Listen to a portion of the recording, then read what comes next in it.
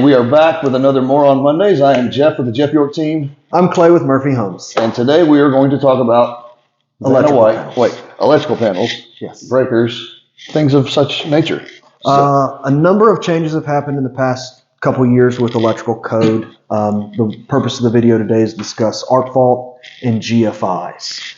GFIs what those are typically the ones that if you have a little older home, you see the rectangle breaker with the test reset button next to a sink or something like that. Those are GFIs. They protect you from being shocked. There's a long, drawn-out explanation. I'll put a link. That would be awesome. Yeah. That way this won't be a 32-minute video. Because it would be. Yeah. But what we're talking about today, film. We've got arc fault breakers and GFI breakers in our circuit breaker panels now. They operate a little differently than they have in the past. A good builder will explain that to you at your final walkthrough, make sure everything is operational and done correctly. Another thing to look for to tell if you've got a good builder is it legibly notated on the circuit breaker panel what the circuit is for? Has it been tested? Not in pencil. Not in pencil. That's saying, I think I'm close, yeah. But ours are marked in pen, and you can read them. I have the worst handwriting in the history of the world. My grandmother said I should have been a doctor. Don't let people like me do this. Okay, but back to the point. Yes. Sorry. Clay rambles. Drastically. I do worse. That's why he talks and not me.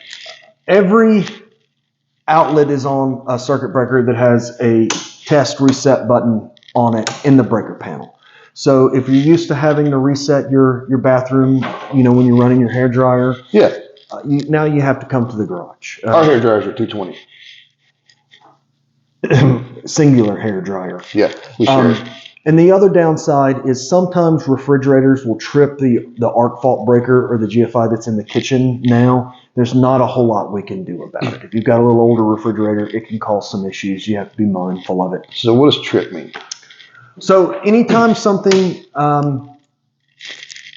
when the breaker operates the way it should, it's got a safety mechanism in it that if it senses an outside of the normal current condition, it will turn itself off. And it doesn't turn itself to the off position, it turns itself to the middle. So if you come in here and you try to turn it back on, it won't actually turn on. You need to turn it off, it will reset itself, and then you can turn it on. Okay.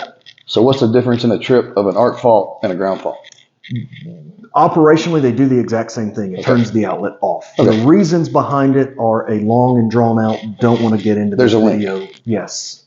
Wherever the words are, there's a link. There will be a link. Okay. But they operate functionally in the same way. They turn themselves off if they have a circuit condition. Okay. So when we go into a kitchen now, we don't see the test reset. Correct. The protection is here. The protection is in the circuit breaker panel. And the issue is now every single outlet in your house has some form of protection as compared to just the wet areas that we did a couple years ago. Okay.